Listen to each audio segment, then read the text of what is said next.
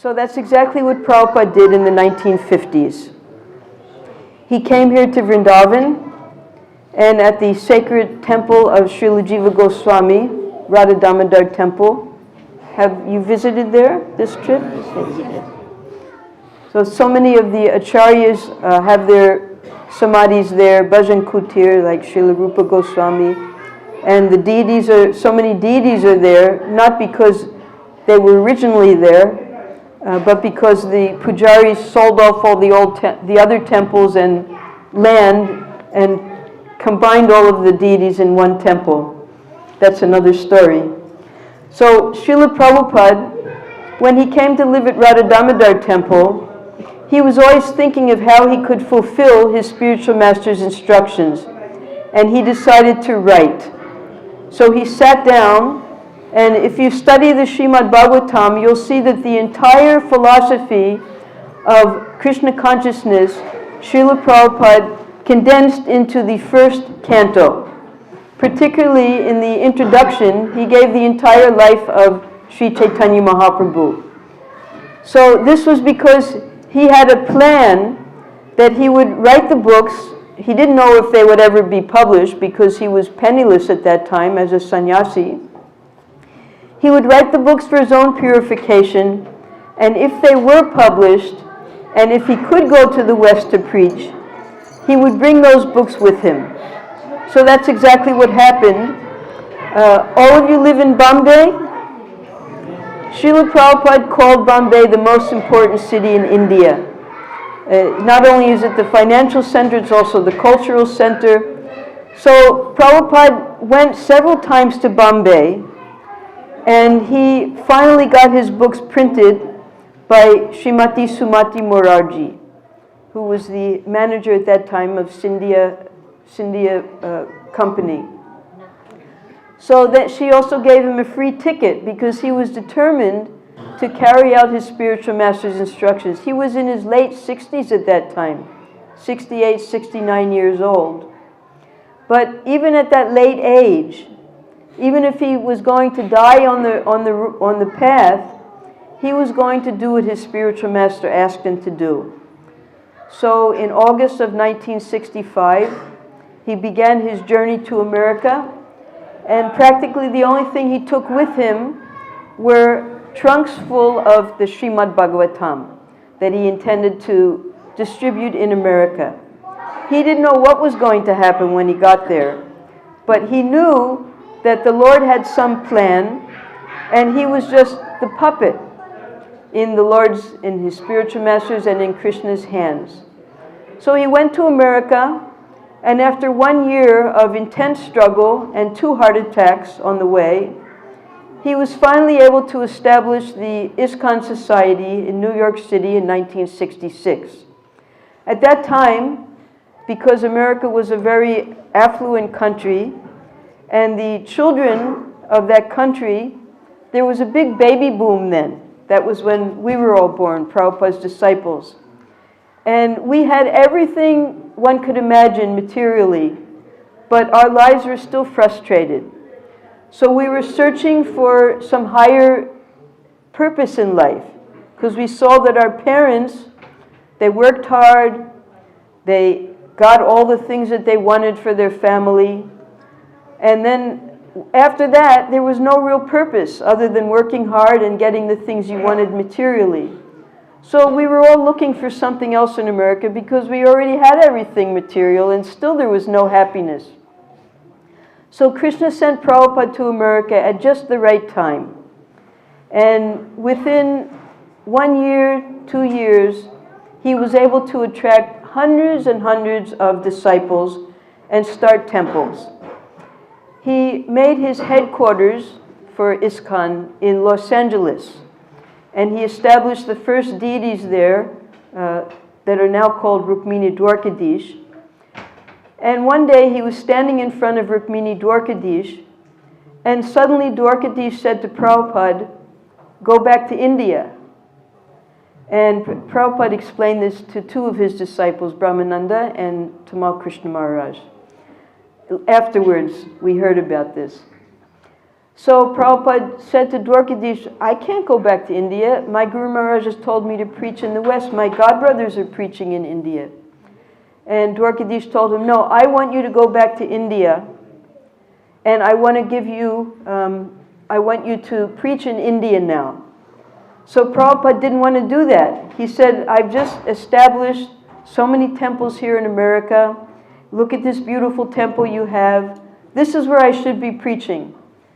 So then Dwarkadish told Prabhupada that if you go back to India, I will give you a temple more beautiful than this temple. So go. This was in August of 1970 that Dwarkadish told Prabhupada this. So immediately, Prabhupada made arrangements to return to India. And he wanted to start what was called the World Sankirtan Party. So he went by the Pacific route. He first stopped in Japan where a few disciples were trying to open a center. Then he went on to Calcutta. And his first plan was to start something at Mayapur, because that was the birthplace of Lord Chaitanya. But then from Mayapur, from Calcutta, he was having his disciples come to Bombay. And when they reached Bombay, they found Bombay to be so wonderful for preaching Krishna consciousness that they told Prabhupada, please come here and we'll have wonderful programs here. So from Calcutta, Prabhupada went to Bombay, and the devotees were very enthusiastic to make a temple there. So then there were going to be two temples, one in Mayapur and one in Bombay. And Prabhupada's real desire was to have a temple in Vrindavan.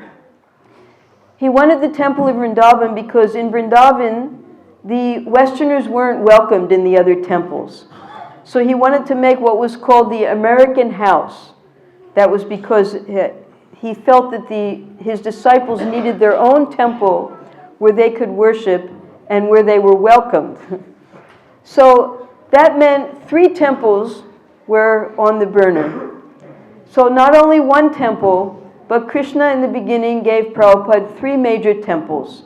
And to this day, they're the most important temples in India. When Prabhupada went to Bombay to be with his disciples there were about 40 disciples. One of his disciples, Shyam Sundar, he had a wonderful idea because he noticed that a lot of the people, thousands and thousands of people, would attend the sadhu sammelans there on the beach at, I forget the name of that beach. What's the name of that beach? Chopati Beach, yes. Up to 10,000 people at a time would come to these sammelans. So the devotees decided that we would make our own ISKCON sammelan, and they thought the best place would be Cross Maidan. This was now 1971. So when they made that plan, it was so successful. Every night over 10,000 people came, and within a span of 11 days, over 1 million people attended this program morning and evening. And the grand finale was that the deities that now you're worshiping, Radharani Bihari, they were brought to Chopati, and they had a fantastic final program there. Now Prabhupada at this time, because this was phase 2 of his ISKCON. Phase 1 was when he collected disciples in the Western countries. And phase 2, Prabhupada explained to his disciples that just like if you have a big tree, if you want to cut that tree down, then you need an axe. And what is an axe? An axe is just a piece of wood with a foreign element, the blade. So, for Prabhupada, when he had attempted to preach Krishna consciousness in India before he went to America, he started the League of Devotees. He had no success. No one wanted to give their children. No one themselves wanted to dedicate themselves to Krishna consciousness. But Prabhupada decided that if he wanted to again revive the Vedic culture in India, he would need that foreign element.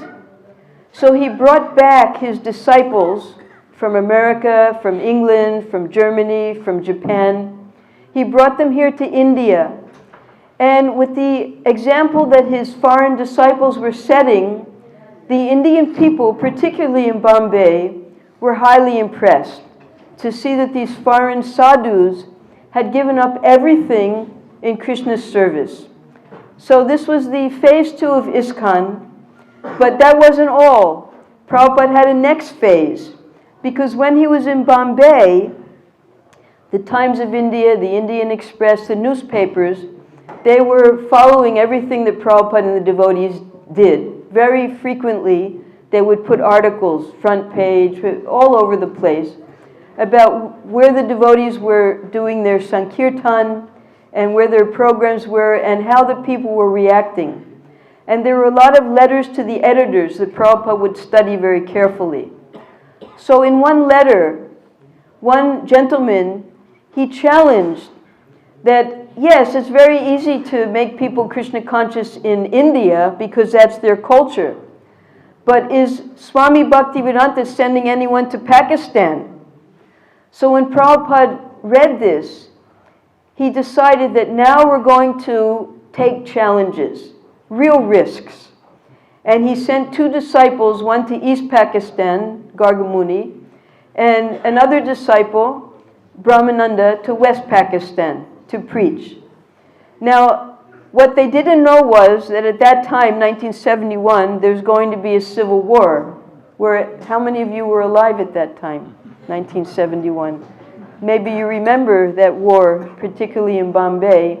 It was so the disciples had gone to East and West Pakistan to preach, and Prabhupada was so worried about them because they were stuck during this war. So then Prabhupada decided that not only will we take risks in Pakistan, but he was going to send devotees to China, which was completely communist, and he wanted to enter Russia. And Russia at that time was very friendly with India. In fact, India, if you remember then, with the socialism and the secularism that was being set up by the government at that time, we were here then at that time, there were big banners across the roads, work is worship, and there was a lot of tendency for the Indian people to be favorable to socialism and communism.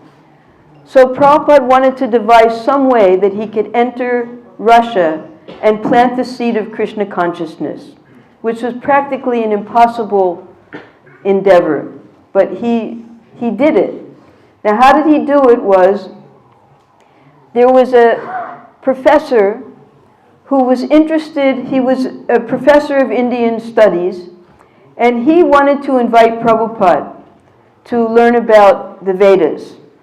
So Prabhupada accepted that invitation, and there in Bombay at the consulate, he and 2 other devotees got their visas.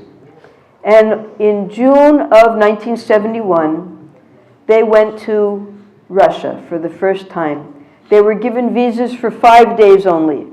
So within 5 days, Prabhupada had to plant that seed. And he had no idea how he was going to do it. They knew that they couldn't bring any books, they couldn't bring any pictures, they couldn't even present Krishna consciousness because everything was so strict. They were being watched at every moment by the police. But what happened was, his secretary, Shyam Sundar, his wife was Malati. Perhaps you've all heard of these devotees. In the suitcase of Shyam Sundar, Prabhupada and his servant, Aravinda, they got through customs easily. Then they had Shyam Sundar's big suitcase that had all of the things of theirs. Now Malati had hidden into that suitcase a Bhagavad Gita, and inside the Bhagavad Gita were pictures of the deities. So when they were going through customs, they opened up the trunk and they saw the Bhagavad Gita. And immediately there was alarm. The red bell started going and the police started coming. Then when they opened up the Bhagavad Gita, all the pictures fell out all over the floor. And the people started picking them up. So there was a big fluster. And the police didn't have time to look at what the pictures were, and everyone behind them was getting annoyed because it was taking so long. So the police just told Shamsundar, get out of here, go on. So that way, the first Bhagavad Gita entered Russia.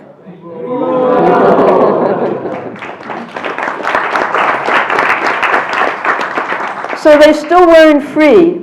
As soon as they stepped into Russia, they had a guide who wouldn't leave them for 1 minute. It was a woman. She took them to the hotel. She made sure she gave them coupons for food that they could use at the shops, because everything was communist. There was no money, very little money.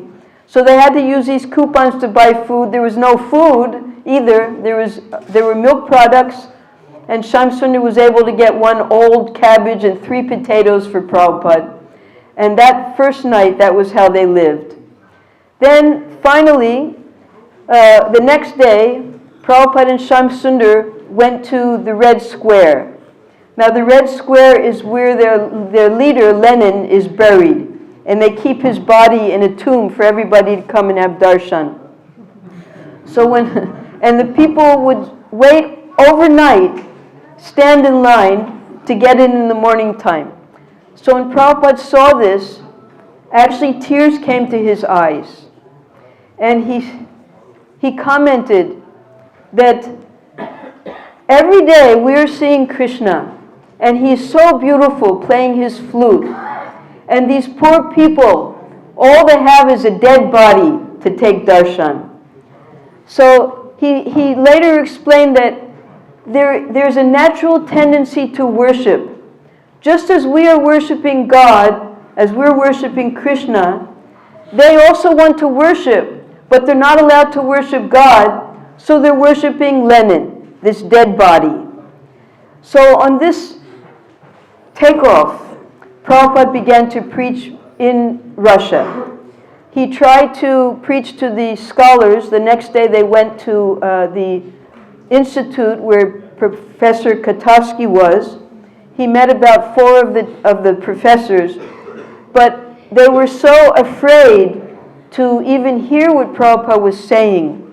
The Prabhupada had no way to preach successfully with them. Then Shamsundar, actually the pilot of the plane, took them to this institute. The pilot was Mr. Lal, and he had attended the Cross Maidan festival and was very impressed by Prabhupada. So he took Prabhupada into the airplane when they were flying there, and for half an hour Prabhupada was there with the pilot. And when Prabhupada came out, he said that this 747, which was the biggest planes in those days, it can't run without a pilot. In the same way, this whole universe can't run without a pilot, and that pilot is Krishna. So Mr. Lal dropped Prabhupada and the 2 disciples to Professor Katowski's place, but then Mr. Lal had to go to... So at the end of the short meeting, they asked Professor Katowski to please find them a taxi. So the professor said, there's no way I can find you a taxi. There aren't any. You're going to have to walk 3 kilometers back to your hotel. So while Prabhupada and Shamsundar were walking back, one taxi appeared. And they got in, he drove them to the hotel, but they didn't have any money. So the taxiwala, when he saw that they were saints, that Prabhupada was a saint, somehow or other with the lack of language, he could understand that this was a saint. He immediately was so happy to be able to serve a saint that he did what the Christians do. He went out, he put his hands up to heaven, he said, that's all right, you don't have to pay me. This is God's service. So he said it in Russian. So Prabhupada, he saw that the people, actually they had a natural attraction for God, but the government was so oppressive. Prabhupada said that within 20 years, this government will collapse because it's all based on fear. So that is exactly what happened. Within 20 years, the communist government collapsed and the people were freed. Now, Shamsundar, after this experience, he decided he's going to have to get some money. So he was going to the bank, and he saw two young men. One was Indian, and the other was Russian. The Indian said, you want to change money? I'll change the money for you. Now, he was the son of someone who worked, one of the diplomats who worked in the embassy, the Indian embassy. And the other one was a language student, so he knew English very well.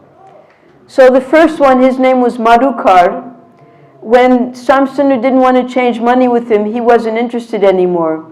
But the other boy, Anatoly, he was very interested. And he came back to meet Srila Prabhupada. And for 3 days, the next 3 days, Prabhupada preached the entire philosophy of Krishna consciousness to Anatoly. And when it was time for Prabhupada to leave, Anatoly asked him, what should I do now? How will I learn? What's the next step? So Shamsundar gave him his bead bag and his beads. And Prabhupada chanted on those beads. He made him a disciple, Ananta Shanti. You can see his samadhi in our Goshala. And he taught him how to make chapatis. So with that, he had the holy name, he had prasadam, and then they made a plan. How are they going to get books into Russia? So Anatoly, he said, if I have a foreign wife, then she would be able to come into Russia. So Prabhupada and Shamsundar, they thought, oh, that's a very good idea.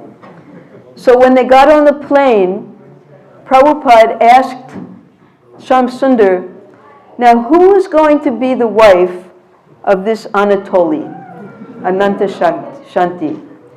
So Shamsundar said, there's a French girl who joined in UK.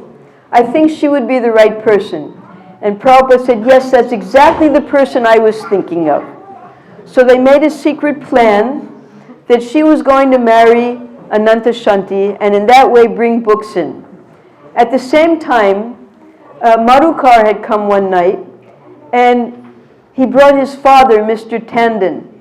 Now, Mr. Tandon, being a diplomat, he said that he would be able to bring books in the diplomatic pouch, one book at a time, every time he came to Russia. So Prabhupada's whole plan was to bring Prabhupada's books into Russia, and through the books, they would be able to learn Krishna consciousness. And this was how Krishna consciousness started in Russia. This is what Prabhupada did there.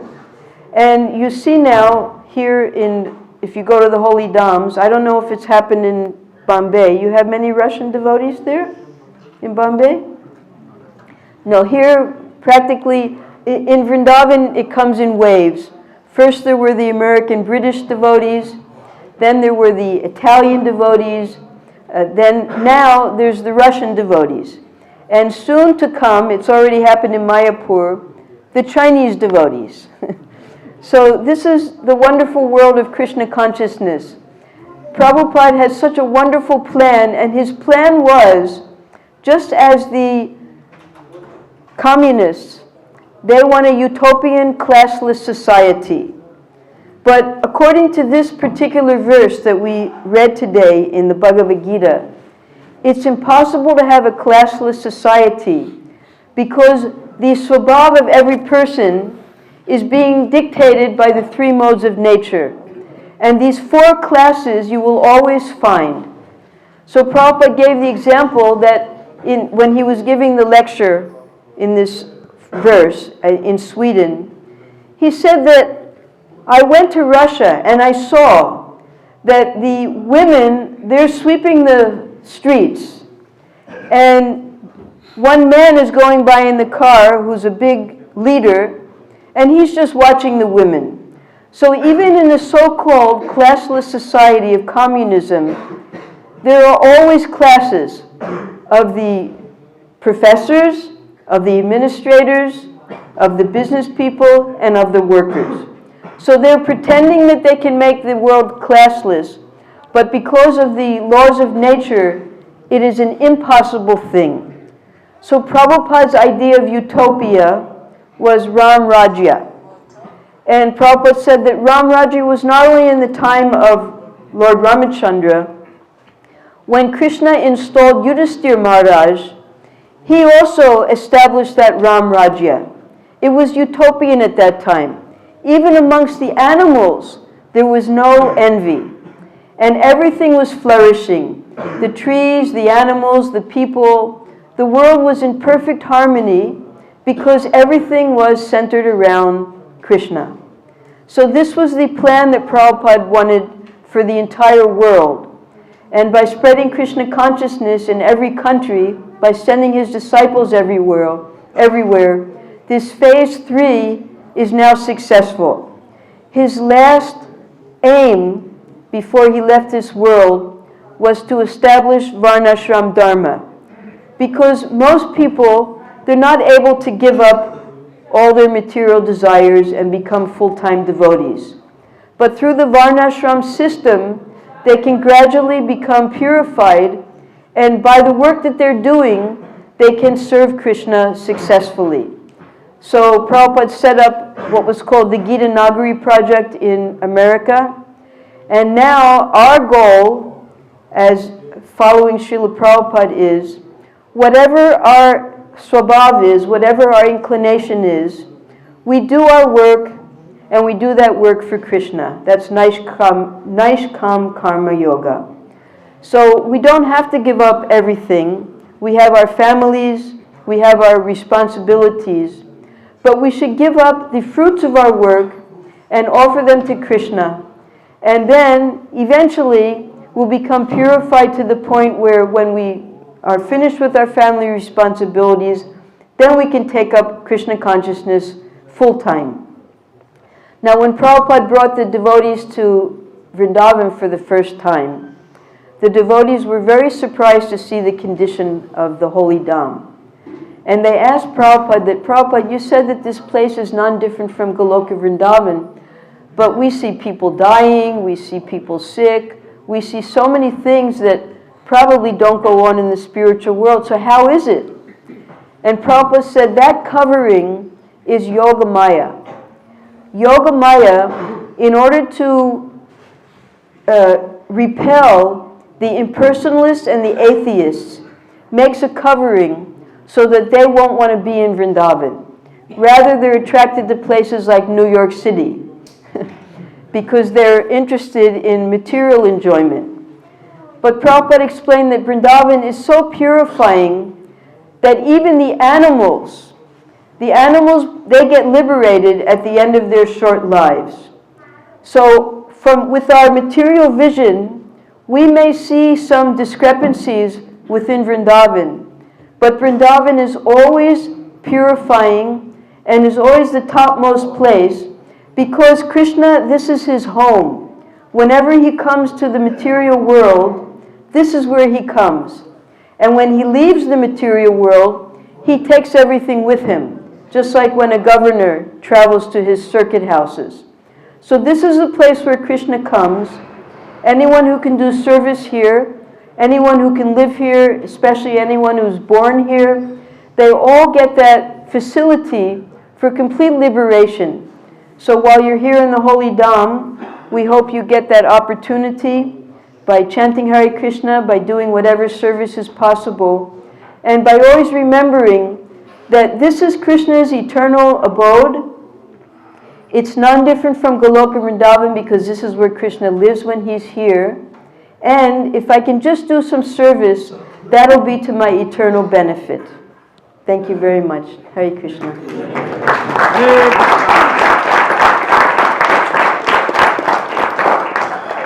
There's time for questions if anyone has any questions. Yes, Prabhu. Something about your first meet experience with Srila Prabhupada. My first meet with Srila Prabhupada? Well, I was an Oriental philosophy student. So when I found Bhagavad Gita, I was so impressed by the philosophy of Bhagavad Gita that I went searching for the devotees. And as soon as I met the devotees, within 2 days, I moved into the temple. I was only 18 years old. I had nothing to lose. So I gave up my place at University of Chicago and I joined the temple. And Prabhupada at that time, it was August 1970, exactly the time when he was starting his World Sankirtan Party. So I wrote to Prabhupada and asked him for initiation, but he had already left. He was already in Japan. So from Japan, he wrote to me, he accepted me as his disciple, and it took 1 year for Prabhupada to come back to America, and at that time he gave me second initiation. So the first year of my Krishna consciousness, I never even got to meet Prabhupada. But then in 1971, he gave me Gayatri Mantra. So that was how I met Prabhupada. Any more questions? Yes? They say that Bombay is very potent. Prabhupada said Bombay is very potent. Yes, yes. What is so special in Bombay that Prabhupada liked Bombay? The people. You just have to scratch the surface and everybody is Krishna conscious there. Prabhupada, he started the life membership program there. And this life membership program, because in the Western countries, our preaching program was Sankirtan. We would be out on the streets anywhere from 8 to 12 hours a day, dancing and singing and distributing literature. And the people just, they couldn't understand what was going on. But when he brought the devotees to Bombay particularly, he said, you can't do Sankirtan here. He said, they'll think that we're just beggars on the street like the other Brahmins and the other sadhus. So he started the life membership program, and that in those days, in 1970s, that the first membership was 1,111 rupees. Did any of you become members at that time? Maybe most of you weren't born at that time. So Prabhupada was able to make his disciples went out, they made so many life members in Bombay. And to this day, I don't know how many life members you have, Juhu, because we used to do life membership in Bombay. Every day we would make life members. It was just the most wonderful thing. It was like a desire tree preaching in Bombay. The people were so inclined to Krishna consciousness. And even to this day, now how many temples do we have in Bombay? 4, 5? 5. And there'll be more. Because everyone knows about Krishna in Bombay. They just have to get the opportunity to serve. And that's what these temples are doing. Hare Krishna. You're all very fortunate to be born in Bombay.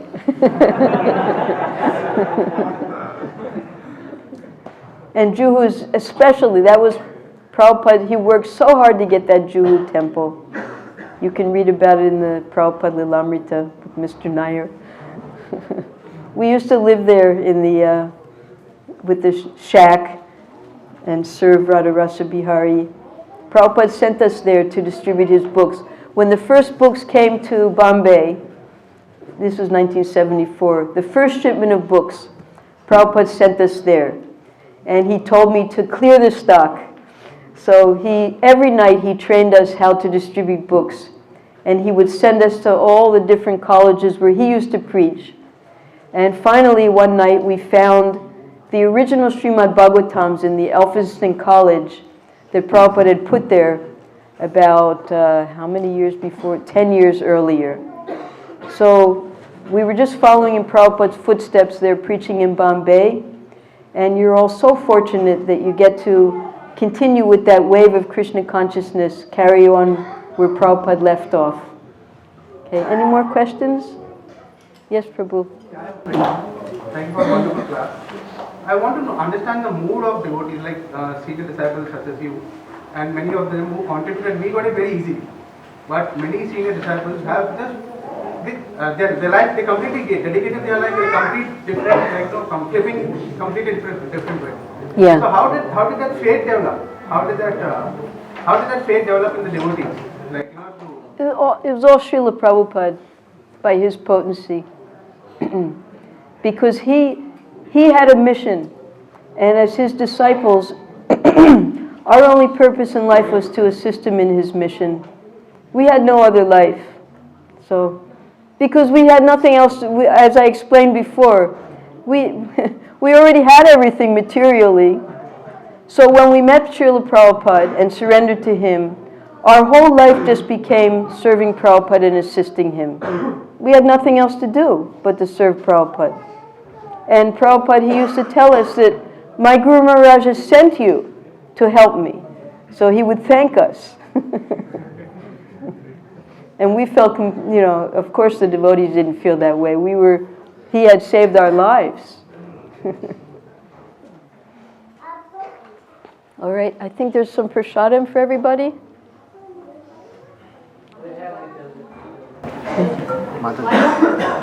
Yes, Mataji. You said that you came from a country where there was a lot of opulence and everything that so you had everything in US. Yes. In India, we had Krishna. So what surprised you when you came to India, when you saw the Indians, and then what was the kind of what was your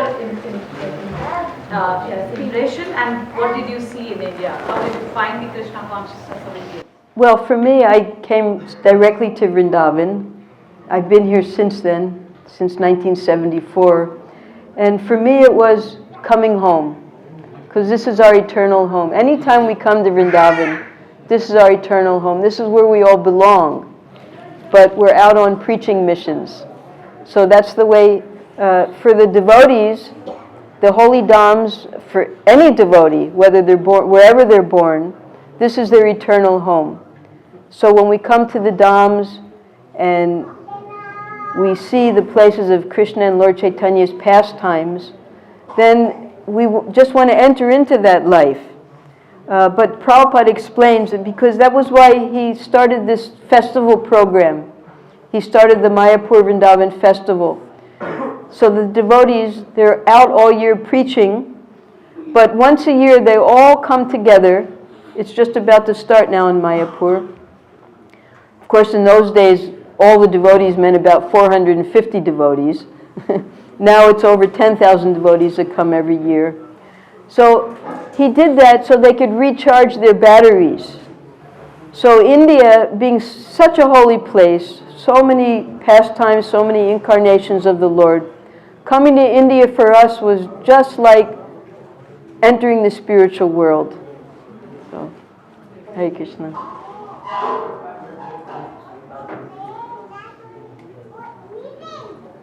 Okay, thank you very much. Prasadam. Yes, Prabhu. How to keep this missionary spirit ahead in the next generation? Your gurus will instill that in you, because now we have the direct disciples of Srila Prabhupada as gurus, and they have dedicated their whole life to Srila Prabhupada and his mission. Of course, this mission is coming from Sri Chaitanya Mahaprabhu, the parampara. So just like an electric current, if that parampara is unbroken, it's on to the disciples, at least for the next 10,000 years. Thank you for the answer. Preaching boldly and practicing humbly. How to balance both? Preaching boldly and practicing humbly. Well, we have the example of the Acharyas, so humble. You look at the life of Narottam Das Thakur, of the six Goswamis, of Chaitanya Mahaprabhu. Their preaching changed the whole world, but they lived so simply. So we have to maintain that. Srila Prabhupada, before he began his preaching mission, he had the example of his godbrothers. After his spiritual master left, Prabhupada, he wrote a very important poem called Vaishesh Astakam. And in there he described that there are three types of disciples. One is the Guru Tyagi, the next is the Guru Bhogi, and the next is the Guru Sevi. The Guru Tyagi, once the spiritual master leaves, he gives up the instructions of his spiritual master. And he felt that his godbrothers had done that because they had stopped the preaching mission of Srila Bhaktisiddhanta Saraswati. So that's a Guru Tyagi. Useless disciples, because they're not carrying on their spiritual master's orders. Then is the Guru Bhogi. So he also saw some of his god brothers as just trying to enjoy the benefits, because Srila Bhaktisiddhanta Saraswati had made so many mats all over. So they were just enjoying the benefits of the hard work of their guru. That's a Guru Bhogi. Finally, there's the Guru Sevi, and that's the disciple whose only interest is to carry on the mission of their spiritual master. So we have to decide which type of disciple we're going to be to our gurus. Okay? Thank you.